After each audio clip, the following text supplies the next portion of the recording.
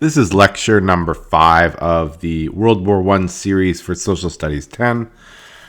I'm Mr. Banks, and we're going to begin talking about the Battle of Vimy Ridge, which is Canada's most celebrated military victory in the history of Canada.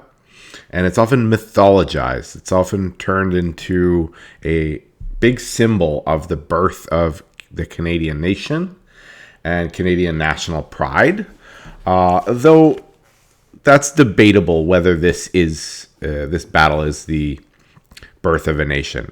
Some people might argue that war is not what creates nations, and also that this battle was less strategically important in the grand scheme of the war than some of the other battles that Canada fought later in the last 100 days of the war. In June of 1917, General Arthur Currie, who was a Canadian, was promoted to become in charge of Canada's troops at Vimy. And at Vimy in April 1917, the Canadians, fighting as a part of a larger British effort under Lieutenant General Julian Byng, they were attempting to attack the ridge as part of it's called the Battle of Arras. And they were on the northern flank of the British attack. So attacking the ridge, Vimy Ridge, would help divert German resources from the French assault. So Germany, on another part of the front, was fighting France. And so they wanted to help out the French by forcing them to commit to fighting the Canadian, British forces at Vimy. Here is some Canadian machine gunners dug into shell holes at Vimy Ridge. And we can see just how muddy and wet and awful the conditions were. And this is in April 1917. So the Canadians had been training and rehearsing for this battle for a long time. As one Canadian observer noted at the time, more of the war could be seen atop Vimy Ridge than any other place in France. And both British and French forces both had tried to attack Vimy Ridge and not been successful. So in 1917, the task was given to the Canadian forces, and after training and rehearsal and supported by almost 1,000 artillery pieces, 1,000 guns, cannons, the Canadians attacked. And probably the most important part of the work leading up to the battle was a secret construction of 11 tunnels and almost like subways where they could transfer the men up to the front. And those totaled about 6 kilometers in length. So they were a genius in designing these tunnels to get the men up to the bottom of the ridge. And so those were designed to bring many in the first wave of the assault into the German lines safely without having to cross in the open land under fire. So each of these subway tunnels was equipped with electric lighting, with water supplies, with first aid stations, and even headquarters for the staff. So the assault plan called for 4 divisions of the Canadian Corps to attack up the ridge in side-by-side formation. And they used something called a creeping barrage attack. So they fired artillery ahead of the men, and they walked behind. And it said that, I think the Australian said that if you didn't get some casualties from your own fire, you weren't doing it right. So the men are right behind the artillery shells that are going off, their own artillery shells. So the Canadians attacked together, and they managed to achieve a victory at Vimy, sweeping the Germans off the ridge. And by April 14th, they had gained more ground and guns than any other British offensive in the war up to that point. Canadian casualties were pretty severe. They mounted up to over 10,000, around 3,600 people killed. So casualty means people injured or killed. And so that's why the numbers are different, 10,000 versus 33,500. Yeah, so more than, as I said, more than 10,000 Canadians casualties in the assault. And today at Vimy Ridge, there's a iconic or a really well-known symbolic memorial on top of the ridge that honors all the Canadians that fought and died in France. And that was built, it's very expensive to build in the 1920s, and then the governments in the last 20, 30 years have restored the monument. And it's a very beautiful monument. We'll watch a little video showing why this battle was important and why this monument is still important to Canadians. Okay, the next battle is Passchendaele, which took place in October of 1917. And the battle took place again in Belgium, again on the Yper salient. Okay, so that's where the first gas attacks were as well. And that's in Belgium, as I said. So German and Allied armies had been really deadlocked there for 3 years. And in July of 1917, the British began a new offensive, trying to break through the German lines and capture a ridge near the village of Passchendaele. So the Canadian Corps, it was the name for the Canadian forces, fresh from their April victory at Vimy Ridge, they were assigned the task of attacking Germans, occupying the French city called Lens, which is right around this area, in the hopes that that would draw German forces away from the main battle at Yper. Passchendaele is known as one of the most horrific battles because it was so muddy that the soldiers couldn't move, so they got mown down, and a lot of them, if they got shot, they fell into these shell holes that were full of water and drowned. So after a month of fighting, the British High Command sent for Arthur Currie and the Canadian forces to reinforce them. And they insisted that the Canadians attack, despite the fact that Arthur Currie was basically telling the British commanders that we're going to die if you send us out here. So under almost continuous rain and shell fire, the conditions for the soldiers were horrifying. Troops huddled in shell holes or became lost in the blasted mudscape, not knowing where the front line was that separated Canadians from German positions. That was actually a quote from Arthur Currie. So the battle was one of the worst for Canadians in the whole war. It cost over 15,000 Canadian lives, or actually casualties. And the commander of the British forces, his name was Douglas Haig, he was really severely criticized for this attack because he wasted so many Canadian lives. But Canadians displayed high standards of leadership in this battle, high standards of training. They were excellent soldiers, and they were even awarded 9 Victoria Crosses, which is the highest honor in the British Army for bravery in battle.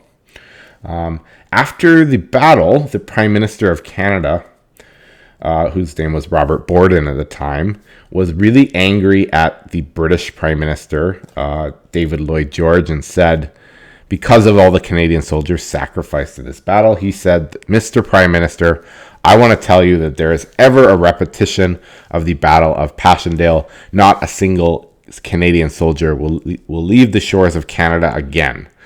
So this is really where Canada is beginning to assert its independence from Britain. It is very upset that the British are wasting Canadian lives, and this helps give Canadians a sense of identity separate from the British. Here are men going over the top into the battle, and this is where into no man's land, where a lot of the soldiers died in this war. Okay, Cambrai. So Cambrai is I don't need you to know too much about this, but it's in France, and Cambrai was the first time tanks were used in battle. So we watched that video about the Mark I and all the different tanks developed as a necessity out of the war. They're developed because of trench warfare to protect soldiers from machine gun fire, from from all sorts of things thrown at them in the battlefield. The soldiers could walk behind the tanks and they'd be protected. The tanks could roll over trenches. They were not very efficient at the beginning, but over time, the tanks became more and more effective. Up until World War II, they become one of the primary ways of attack. One of the figures who pushed for the creation of tanks was a guy named Winston Churchill. And we're going to talk about him in the World War II unit because he would later become the Prime Minister of of England during World War II. So the tank actually allows the Allies to push through the German lines a little bit, but they aren't as effective as they would be later. They still needed to be improved. So the tanks were kind of limited in what they could do. And again, Cambrai, the first use of tanks in warfare. Okay, in the air, above all the things going on in the trenches, there is another battle, and airplanes have been invented. And there are dogfights between the Germans and the Allied forces. So these are fighter pilots in these biplanes here that are kind of some of the earliest planes ever. And these fighter pilots had a very short life expectancy. In fact, most of them died, and a lot of them had no parachutes. So those who survived a long time who shot down 5 or more enemies, they were called aces. So Canada had its own ace, actually a few aces, and the Germans did as well. So Canada produced more and better pilots than any other country. So 40% of the British flyers were from Canada. And Billy Bishop is the one who's most well known. He claimed to have shot down 72 planes. So he was the top ace for Britain and awarded the Victoria Cross. Although there's some evidence and there's some people think that may have been an exaggerated number, that he may not have actually shot down 72 planes. It might be something closer to 30. But no, because we don't have great records from these times about this, nobody knows exactly how many victories Billy Bishop had. But he's known as a Canadian hero, Canadian ace pilot in the war. On the German side, you had a guy named Manfred von Richthofen, or the Red Baron, and he had many, many kills as well. He was a kind of a folk hero in Germany, the Red Baron, and he was eventually shot down by a Canadian pilot, Roy Brown. These aces had so much respect that even German pilots got like a full ceremonial official burial. So that's happened to the Red Baron when he died. He got a full burial by the Allies, even though he was an enemy. Another part of the war on air was something called the dirigibles, which were inflatable like helium balloons, hydrogen balloons, and they were used for bombing missions. And a lot of people thought those would be the way that people traveled in the future in these giant blimps. But as you're going to see, I'm going to show you a video of the Hindenburg, which showed us that these blimps were also highly combustible. And the Hindenburg, which was a German ship in the 1930s, exploded in New York. And that kind of put an end to the idea of having these hydrogen dirigibles or blimps as a way of transportation. People got too scared after that. On the right here, you see a picture of Manfred von Richthofen, the Red Baron, and beneath that is the Victoria Cross, the highest honor in the British Army. Okay, the War Measures Act. The War Measures Act has come up 3 times in Canadian history: World War I, World War II, and the FLQ crisis, a terrorist attack in the 1970s. And what it means is that the government can temporarily suspend civil liberties. meaning it can arrest people. It can use propaganda. It can censor the mail. It can censor the media. And it's usually used in a time of war. That's why it's called the War Measures Act. So as we've already studied, propaganda was used. Police could arrest people without charges. And this was used to kind of put down any dissent against the war. Anybody that disagreed with the war, well, they could be censored. They could be put in jail. That wasn't needed too much in Canada, but it just kind of shows you the power the government has in wartime. They can use this law to completely take over society and do a lot of things that are not so democratic. Okay, so the conscription crisis. So, Robert Borden, ultimately, even though in the Battle of Passchendaele, Canada's so many Canadian soldiers died, and Borden was really upset about that, he later pledged to send more soldiers. He knew that the British Army, in order to win this war, needed a final push. They needed to send more soldiers. So he promised to send 500,000 more Canadian soldiers to the front by the end of the war. And remember, Canada's population is only 8 million. So that's a huge chunk of the population they're going to send over to France. And this kind of outraged Canadians. Again, it was the War Measures Act that allows Borden to do that. And the volunteers are kind of drying up. A lot of people don't want to volunteer anymore. So in 1917, Canada and Robert Borden announced they will begin conscription. And the group that was most upset about this was French Canadians, who didn't want to fight as part of the British Army. They felt like they were basically colonized by the British and they didn't want to fight for them. So riots broke out in Montreal. I'd like you to read in your textbook a section called the Khaki Election and Conscription Divides. It's in the textbook, page 50. So conscription is rejected with anger. It's rejected with anger in Quebec. And this is illuminating the fact that the Canadian Army is almost entirely English speaking. So the French Canadians, or Québécois, they saw this as an English imperialist war.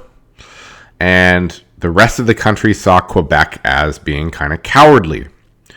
So Borden approached the leader of the opposition, Wilfrid Laurier, about forming a coalition government that would unite conservatives and liberals. But Laurier said no, because Laurier was a French Canadian and he disagreed with conscription. So as a result, election was called. And Borden, what he did was kind of sneaky, and this is called the Khaki Election of 1917. He passed a bill called the War Times Elections Act, and it took the vote away from anyone who had come from one of the enemy countries, so Germany or Austria or Turkey, and also from conscientious objectors and pacifists, people that were against the war. And he gave the vote to women who were married or were relatives of servicemen. So these women were always going to vote in favor of conscription because their sons or husbands already were at the war. So they wanted to help those men. So those women would have mostly voted pro-conscription. And so Borden, for the first time, gives women the right to vote in Canada, but he does it to kind of rig the election in his favor. So Borden wins by a landslide, except in Quebec. But ultimately, after conscription's put in, not many of the men actually make it to France to fight, because the wars, by the time they're trained and sent overseas, the war is nearly over.